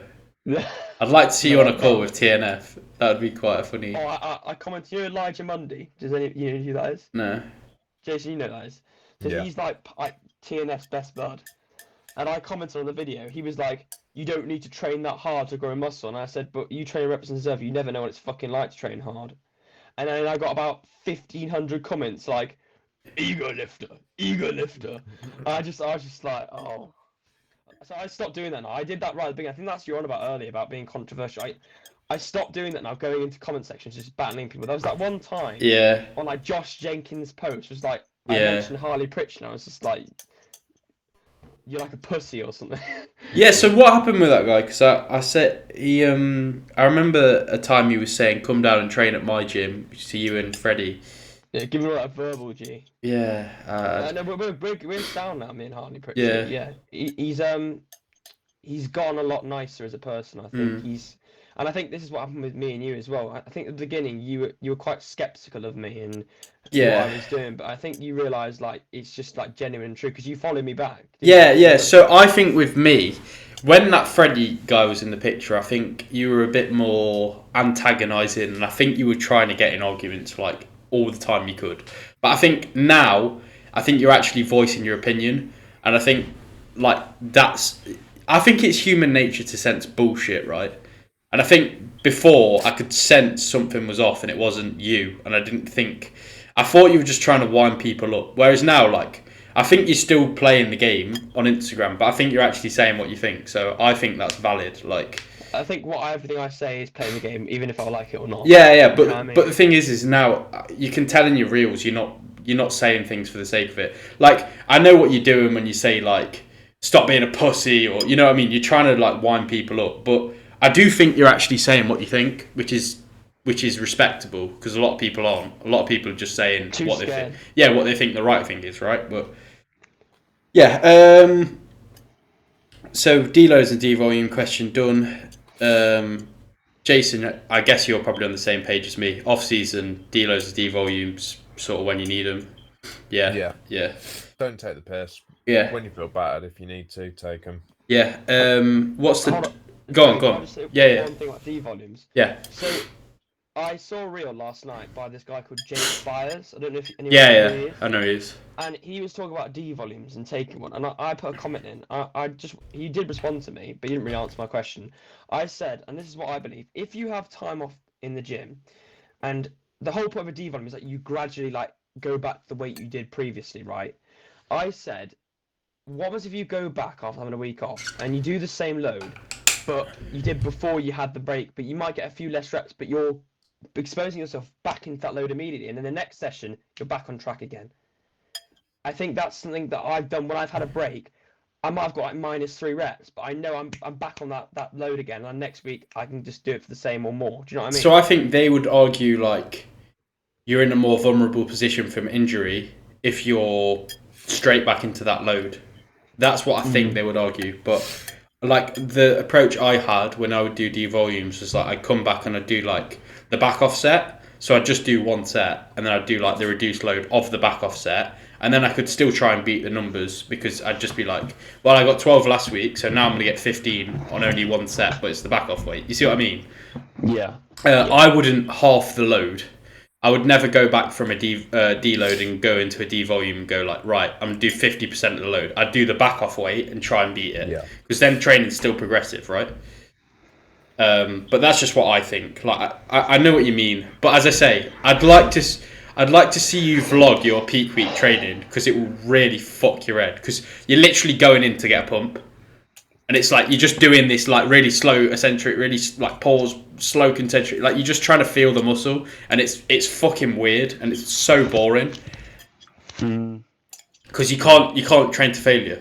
Like, be posting that, Joey, then. Yeah, but honestly, I'd like to see it because it's a head fuck, isn't it? Like Jason. I don't think I can. I don't think I could not train to failure. You only know what 100%. Yeah, you know what 100% is, not like 50 or 75 or like on my sheets it would say like 3 to 4 RIR, and I'm like, what the fuck is that? Like, I don't know what that is. Like, when do you actually stop though? Because you think, oh yeah, no, I'm doing one more. Well, Tom tried to say to me like, when you think the concentric's slowing down, don't do another rep, and I'm just like, no, but like it is needed. That's the thing. It's like, you know. That's what I've got today. That's Yeah. going to be my session today. Oh. So this is a thing, like. Shameful, Jason. Shameful. But you'll be there at one point. I was going to say I can't full send in peak week. No, because you just get To be injured. fair, he is. Yeah. Right. So next question: what's the darkest mental place bodybuilding has taken you to? I want to ask one of you this first. Yeah. Because I'm just curious what you guys think. I mean, you've just been on a bodybuilding prep, both of you, and Jason still is, and I know you've stopped now, Joey. Yeah. You guys have lived through it, so it'd be really interesting to hear what you've got to say about it. I pulled my prep because basically what happened was I did WMBF first timers. I got skinned like as conditioned as I could got, and I got beat by a guy that was like just way more muscled than me, not as conditioned. So it was like it was a head fuck there, and I was like, well, I can't get any better now, so I just want to go back into an off season and that's fair enough. and grow. So that's what I wanted to do. But then I'd already pre-booked shows in Salou and PTA Derby. So the idea was we just keep holding the look. But when you're at the finish line and someone's telling you like, so what happened was I had a McDonald's straight after my show, but I had the healthiest option I could. I had a chicken and bacon salad. I took the bacon out and it already had salt in it. I didn't know that, so I added loads of salt to the meal, like thinking it was just a normal meal on plan. Then ended up holding a fuck ton of water, and my head was just in the bin. I was just like, I can't do this. So what happened was, I checked in with Tom. I was 3 pounds up, and that in prep feels like you've just fucking blown it. Like it's horrible. Checked in with Tom. He was like, right, we'll run a clearance day, whatever. Ran the clearance day, which is like reduced food, and then like you're basically dropping your salt and everything. So you're basically eating no carbs, washing all the fluid out your system, like trying to get the water off your skin. Then the next day we increased sodium straight away, and my weight shot straight back up to 147 or whatever it was. And I was just like, I can't fucking do this. And I checked in with him, and he was like, I'm gonna have to reduce your carbs. And this is when I know I was done. Like, he reduced my carbs by like 100, and I couldn't fathom it because I'd done everything on the plan for fucking 10 months, and my body was just like not responding the way I wanted to. Looking back on it in hindsight, it's salt and it's holding water. It's nothing unfixable. You can go in a sauna for 20 minutes and the job's done. Like, it doesn't matter. Like, genuinely. And this is the thing, like, but I was so fucked. I literally woke up, got that check-in. I did the check-in here, went back to bed, and I said to Charlotte, I was like, I don't know what to do because my body's just screaming at me to eat. I was like, I just want to eat. I know I can't get any better. I know I've done my best. Like, what is the point in doing this show? Alongside that, it was my sister's birthday in Toulouse, and she was coming out to watch me compete, and I was just like, I just feel selfish because I know I'm done. Like, what am I doing this for? So I laid in my bed, and I remember saying to Charlotte, it's like, I'm paying like a monthly coaching amount to get an eating disorder, because I was like, right now I'm done. I'm clocked out. I just want to eat. And I'm asking my coach, like, can we have more carbs today? Or because, like, what more can I bring? I've done it. I've done the best look I can. Yeah, I can compete again, but I'm just going to get beat on the same variable, which is muscle. So, yeah, but that was a horrible day because, as I say, you wake up and your whole day is like centered around what your coach's feedback is. And then my food got dropped. And Jason, you'll know what that's like. Honestly, mate, it doesn't seem like a big deal in your mind, but you know when your body is literally at its breaking point and someone's saying to you, you can't eat more food, you're just like, your head spins. It is so bad. But that's probably the darkest place mentally. Obviously, in a prep, you will experience this when you get to it. You just become like, you're on autopilot all the time, right? And I live with my girlfriend and we've got a dog. The dog would jump on me. I wouldn't even stroke it. Like, I wouldn't care. I'd just be like so irritable that like I'd just be like, get off me. Like, I wouldn't even say it. Like, and you don't realise how fucked you are. Like Jason, you'll realise this in a few weeks after you eat or whatever. I would go in the gym and like usually I'm quite like talkative and sparky with my friends. I'd go in and I'd do what I had to do and just go home. I wouldn't even speak. Yeah. Like, you can't be arsed with anything. It's not dark though because you don't realise how fucked you are. Yeah. You're just sort of on autopilot for so long, and you're just gradually getting more irritable, less communicating. Like, you just feel like everyone around you is like there. You know what I mean? I don't know. I wouldn't say anything dark though. Like, I've never been. The darkest thing is like literally. I said to my girlfriend, I was like, I've been paying a coach for years to have an eating disorder because now I don't know what I can and can't eat because I've been told what I can and can't eat for so long. That's pretty dark, if you want my honest opinion. Because I genuinely felt like at that point, like, I don't know what I can do. Like, I'm asking someone what I can do and what I can't do. So yeah, that was pretty fucked, I'm not going to lie. Relationship with food is probably the worst thing, but yeah, I don't know. That's probably it for me. Jason, probably something similar for you. Yeah, it was just between this show and the WMBF. Because like we knew we needed more condition, so food got slashed so much. I was literally running carbs just pre-workout. Cardio was high, expenditure was the highest it's been, and like I think I just got to like a breaking point with it. Like, I was doing everything I could do, and scale weight wasn't moving, so I just like mentally just lost it. And the thing is Mungo, you're probably listening to this and like thinking like, well, I'd be all right in that situation because like, I could just get through it. And I was literally the exact same as you. Like, if you are thinking that, I'm telling you right now, like, and I know you've got a good mindset, like you're mentally switched on.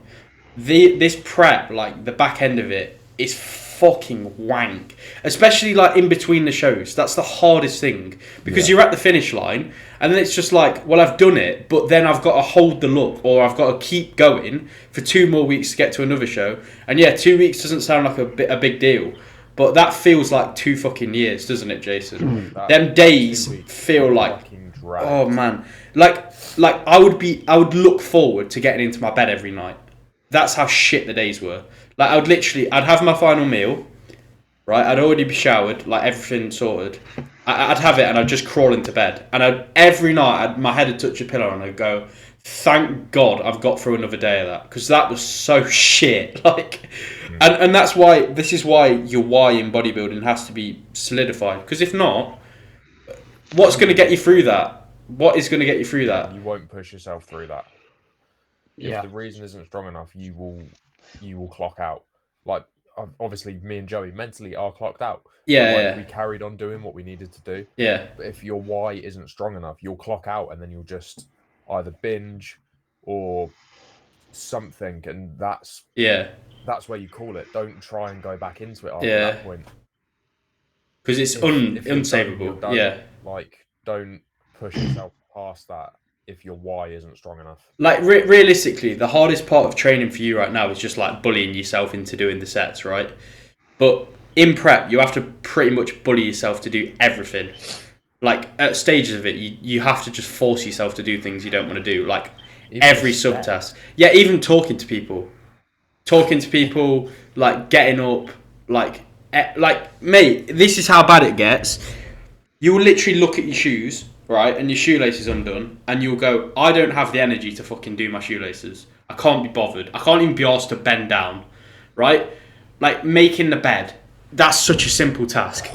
But it's so fucking monotonous and boring. Like going in the shower. I don't know about you, Jason. When I was in the shower, deep ends of prep, I was just going like this and just getting out. Like, I didn't have the energy for it because your body is just doing everything it doesn't want to do. And yeah, that might sound a bit dramatic. And you, like, as I say, when you're in it, you won't realise how bad it is. But, like, when you look back on it, you're just like, holy shit, I was fucked. Like...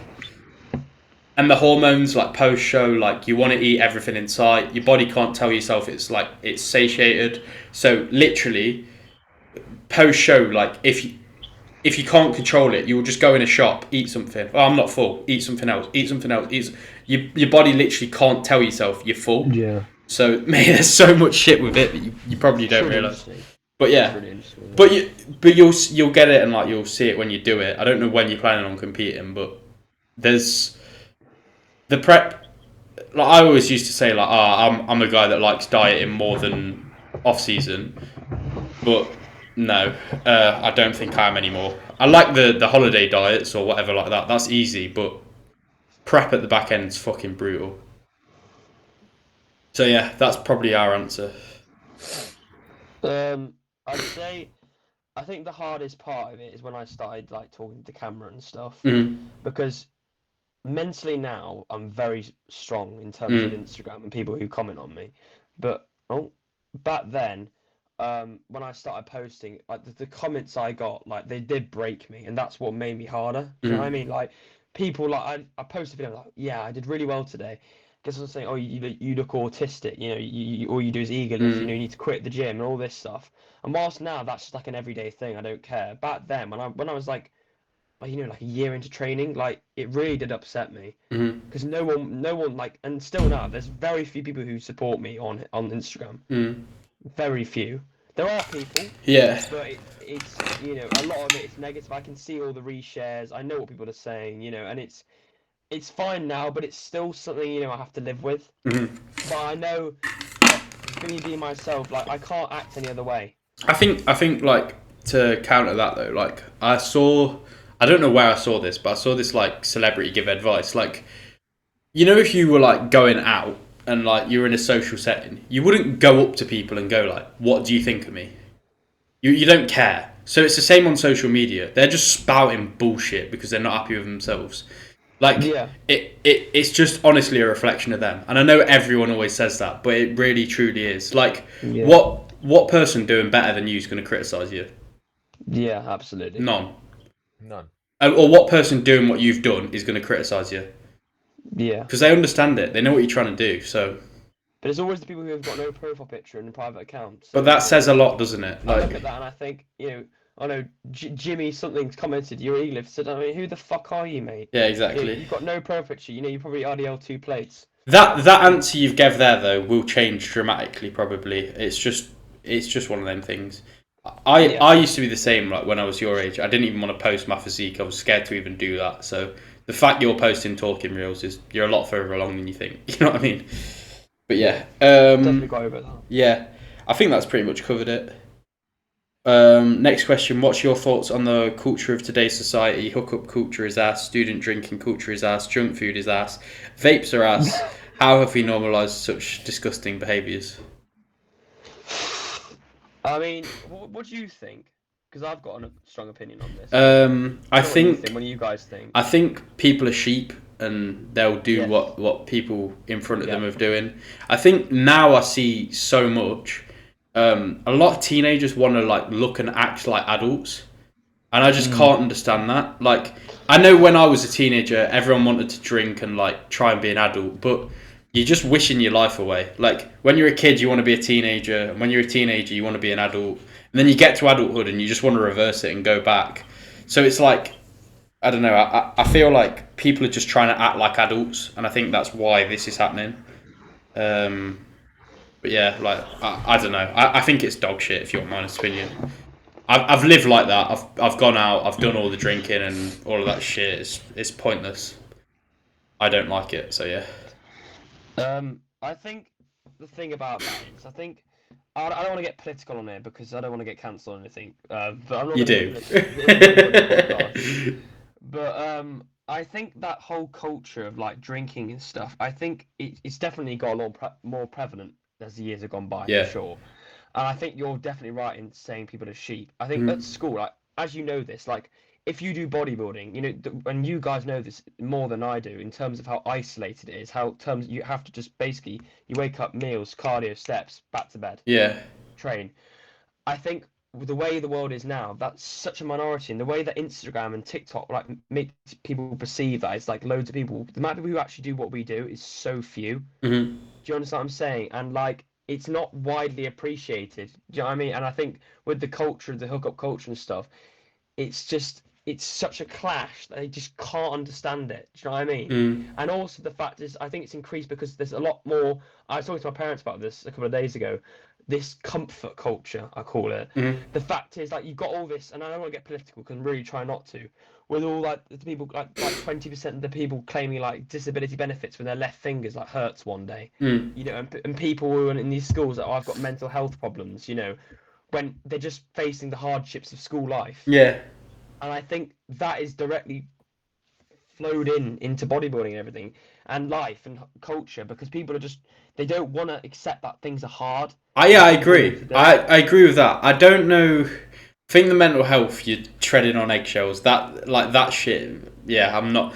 I know what you're saying. But you know what I mean when I say that, because people just fucking jump on that shit.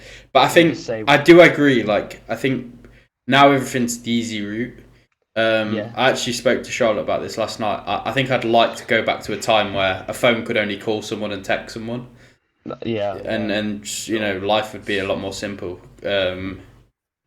But yeah, I think, I agree. I think it's, look, people will always do what they want to do, but I do agree. I think it's the easier route. But then if they want to take the easier route and that gives them fulfillment, fair enough. It didn't for me, so do what you want. Yeah.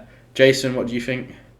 I was going to say, I just agree with the easy route, because like, look at the rise at the minute of like Ozempic and retatrutide. Yeah, literally. Like, people just want that shortcut, and it's like they want that easy route, because realistically, if everything in life was easy, everyone would be do it. Like, everyone would do it.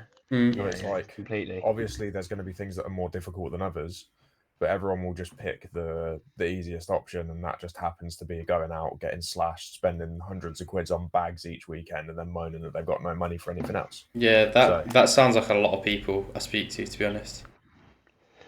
But I think people, when they say, "Oh, I don't want to get muscle. I don't want to be that strong. I don't want to be big." No, you really do. You just don't have the bollocks to do it. Yeah. You can't seriously tell me, but you've got to look like at the point where you don't want to look like, I don't know, like JP or something when you literally can't even fucking walk. But like, you can't seriously tell me you don't want to be like have a good amount of muscle on you. You don't want to look good. You can't not tell me that. Because like I just struggle to understand how you couldn't want to be that. Like, I'm not saying like an Olympia level physique. Just look good. You know what I mean? Feel good, be healthy, look good. You know. But I just mate, without getting too political again, like with all the woke stuff and everything, and I'm really treading on thin ground here, and I'm not going to go into it because I don't want to get cancelled. Yeah. People, it's like it's okay to be weak. It's okay to just you can have this week off. It's all right. We're not going to have a go at you, and that culture is everything now. It's just the base, as Jason was saying, like Ozempic and some bloody thing, Ritutride or something. Retrocide. Yeah, that people just take the easy route because it's easy. Yeah. You don't have the bollocks to do something hard every day. No, I agree. I think that is the case. The world's but gone, mate. Absolutely gone. But that doesn't matter for us because we're not doing No. it. So No. you know. It's gone. Right. Next question. Do you actually believe doing 1-inch rows and RDLs that lack hip flexion are actually going to grow you any muscle? Well, I can. Yeah. Okay. I'll start the RDL. I don't see anything wrong with my RDLs. I go below the knees and I lift the weight. Yeah. I can't, and not without being like arrogant, I can't name that many people at 18 with under 2 years of training doing 200 kg RDLs. Yeah, I think it's valid. Yeah, you got people like Will Holmes and stuff. I think it's all opinionated. Strong fuck, but I think 1-inch row euros, just don't really care. Find it fun. That's pretty much the answer to that. there you go. There we go, Right, people. Enjoy your training. Yeah, literally. Yep. Right, this is probably the $1 million question of everyone listening to this because I think everyone's interested on this. Quite a lot of people are interested in the podcast. I agree. I have as well. For Mungo, why did you get kicked from B Modified? Okay, so I didn't necessarily get kicked. Basically, what happened was, oh, the camera's gone again. So I had a friend. I'm not gonna say his name because I don't think that's fair because he probably will end up finding this. Yeah. But basically, Be Modified. It's a gym in Derby for people who don't know that. And what happened was there was one time. So it started with the screaming in the gym. So I went to Be Modified. I was there for about 4 months or something, not that long. And Jakob, who's the owner, he was fine for a long period of time. People didn't like me or Freddie. I just said his name. Fuck. But okay. Training. Yeah. We trained really loud. We did a lot of yeah, buddy. Stuff like that. And it was like like a massive red dot and a field of blue ones, right, in the gym. Because Be Modified isn't a hardcore bodybuilding gym. I can tell you that now. But that's no shots fired. But and what happened is it just got over time when people just started to dislike us and everything. Because I remember Joey. The single arm hammer strength row. Yeah. I remember I put like fucking 10 plates on it and I was just fucking ragging it. Now, would you say that was rage bait? Looking back at it. No, mate. Mate, I can't lie. Yeah, I've done way worse than that, and it was like 10 plates. Mate, that was fucking awful. Like, I'm not joking. Jason, he was going like this and then like just spinning his torso. He was doing 10 plates though, yeah. Yeah, but bro, that was fucking terrible. Like. And.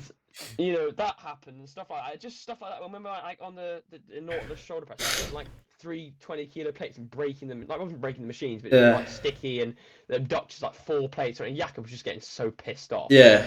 On the Nautilus dip, which is like the lightest machine ever. Yeah. Like 15 calibrated plate, 25s on, just fucking going like that. And stuff like that. You see, that's rage bait. That is literally rage bait. It is. No, you were taking the piss and you were trying to get people to comment.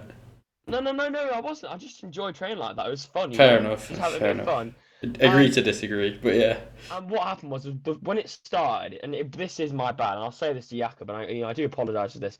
I did like 11 plates on the Cybex squat press. I left every single one of them on, and that was a prick move. I can't lie. Yeah. Because I literally, my dad was outside, and I had to go home. Like, and he was like, "You've got to go home now. It's ready." And I couldn't do it. And Freddie was just like, "Nah," I said his name again, but he was like, "Nah, I'm not doing that." Yeah. And that's when it started. And I was like, and I said to Jack, "I'm really sorry," and he was fine about it. Yeah. Then time goes by. We were doing the T-bar row. Did like a 6-plate T-bar row, yeah. Yeah.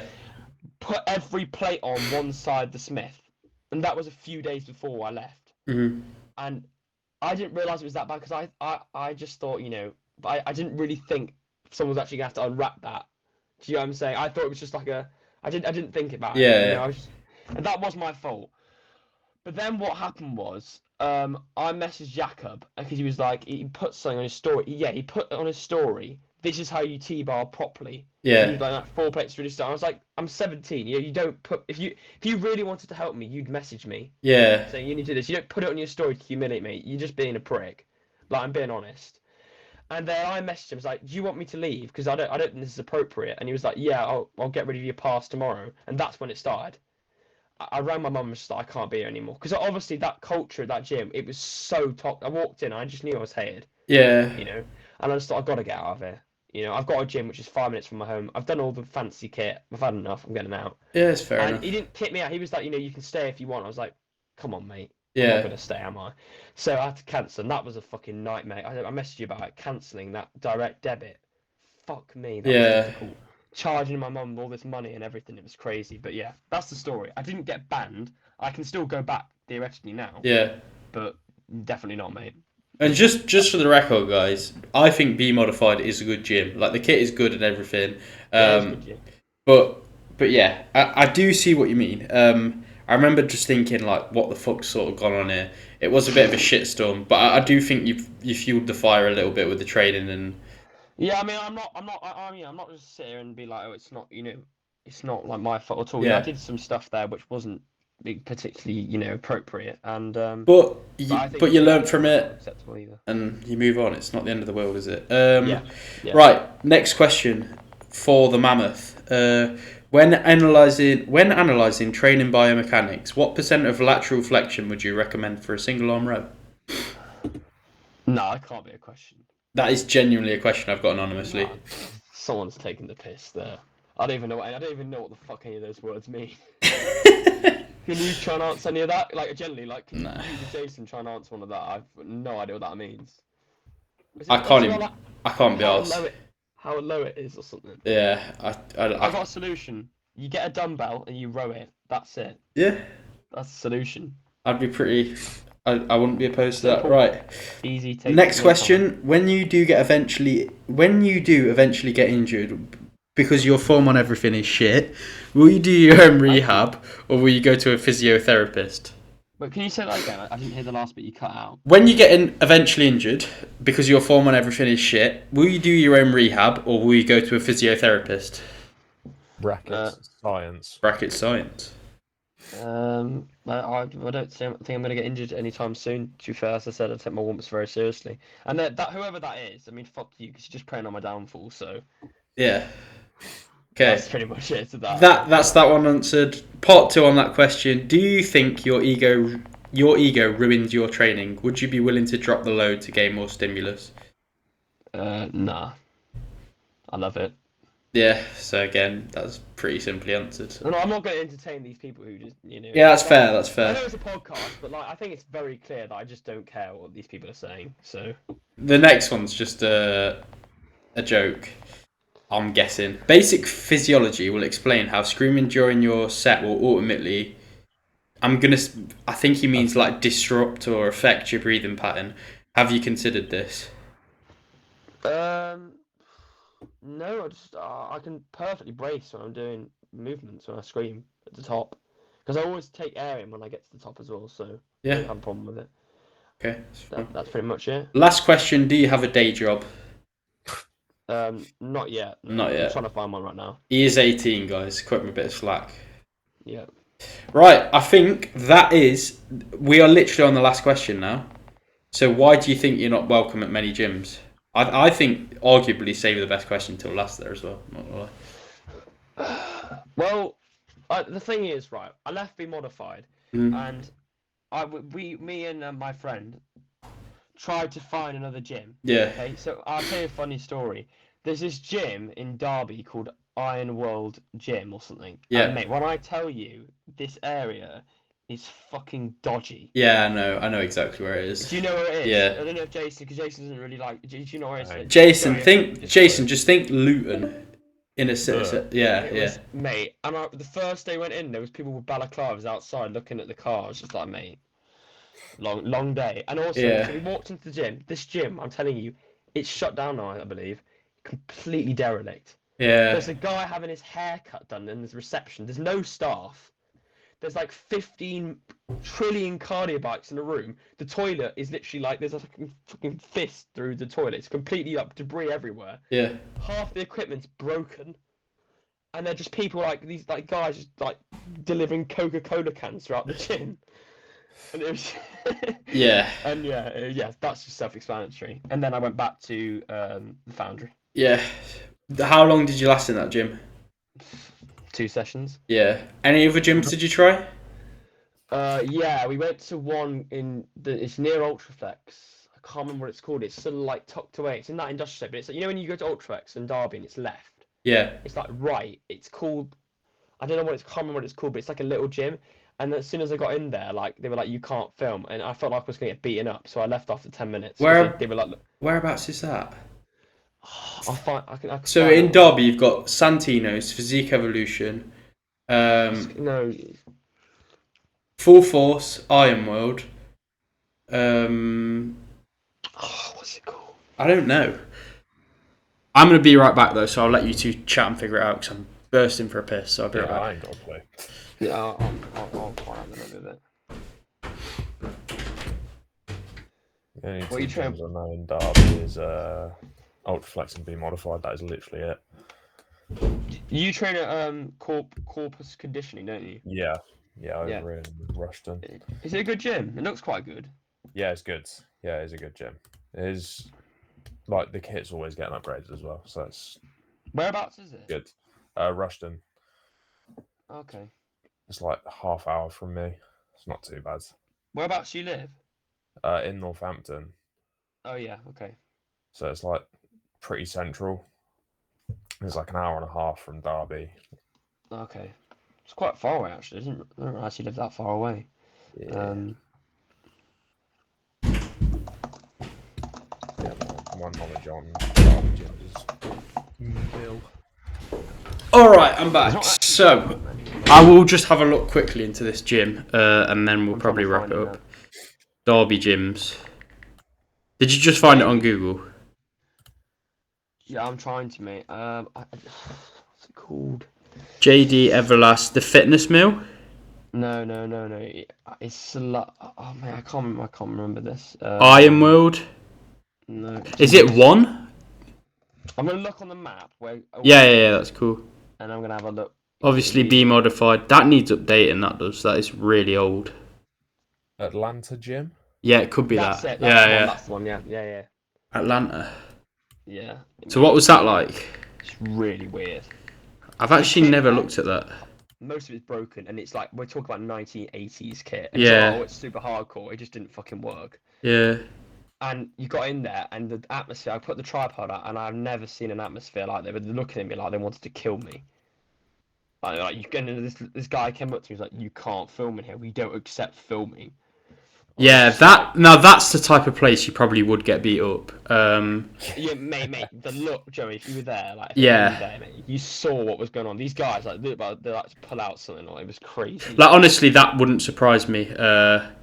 If So like they haven't updated their gym on Facebook. They're on Facebook. The last thing they updated was like 10 years ago. It's like Yeah. it's such a tight community. Like yeah, it doesn't surprise me. But that is all the questions, guys. I've what do actually you want to talk about, Is there anything you want to add? Jason? Anything at all? Nah. I think we've touched quite a lot, and I think I was gonna say we've hit everything we needed. yeah, and I think to be honest, I think this has been a good chat, and I think we've definitely touched on everything that everyone's interested in. I think, in conclusion, I think probably when I like first messaged you and said like about the bracelet and everything, like whatever I said about the training, I think you were rage baiting hard there, and I think what didn't help was you with your mate who was really under muscled, and he was like talking like he was like Mike Tyson in DMs to everyone, and he was a bit of a little gobshite. I'm not gonna lie.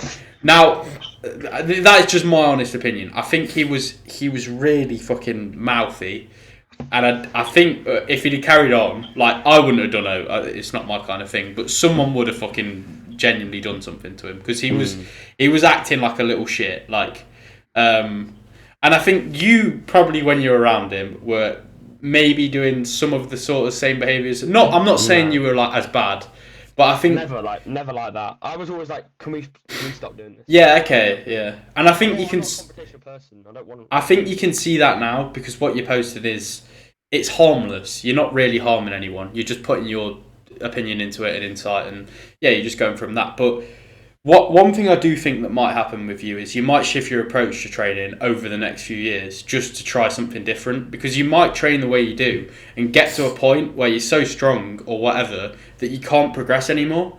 And then you might just think like, oh, like I'll try these different approaches. It's just what happens with bodybuilding because like you fall in love with an idea for a few years and then you might go to someone who has a different approach that works better and then you might just think, oh, I don't know as much as I thought I did. That's just life, unfortunately. But I'm not saying that's the way. It might happen, it might not. But yeah, that is actually very true because I've been banned from using gym pins in my gym. Yeah. They won't let me put anything, so that alienates half the kit. So you're thinking of ways to make it harder now? Well, not I can't. I don't use pin loader because like the stuff, like some of the stuff is just so light. Like, I can't sit there and do a 30-rep set, you know, and whatever. Yeah. What So I'm just doing what were you pinning? like there's this the only machines there are like Life Fitness. Yeah. They're not the lightest, I don't think. Yeah. They're not the light. Like the Nautilus stuff's really light, but like the row, the chest, the incline chest press, stuff like that. Yeah. Just barbell row and then just barbell incline press. Yeah. Yeah. That's what I do. But But yeah, I don't think there's much point in adding any more than that. I think this has been quite a long episode. I think we're already on an hour and 41. So yeah, we will wrap it up. But Mungo, it's actually been really good having you on the podcast and giving yourself sort of a platform to speak about what you think rather than Instagram and on a long form thing. I think anyone that's listened to all of this will have definitely changed their opinion on you considerably, I would say. Because I have, and I think the more I've seen you post, the more I've realised you're not actually out to get anyone. It's harmless content. But yeah, Jason, have you got anything you want to add? No, I'm just going to say, fucking hell, that's a long ass podcast. Yeah, so. But it's been a good chat. It's been a good chat. Yeah, no, yeah, like Joey said as well, pleasure having you on. Thank you for coming on. Being on. Yeah. But yeah, we'll let him outro the video. Yeah, you can outro it now. You can outro it. Thank you very much, guys. Do or die, motherfuckers. Fuck's sake.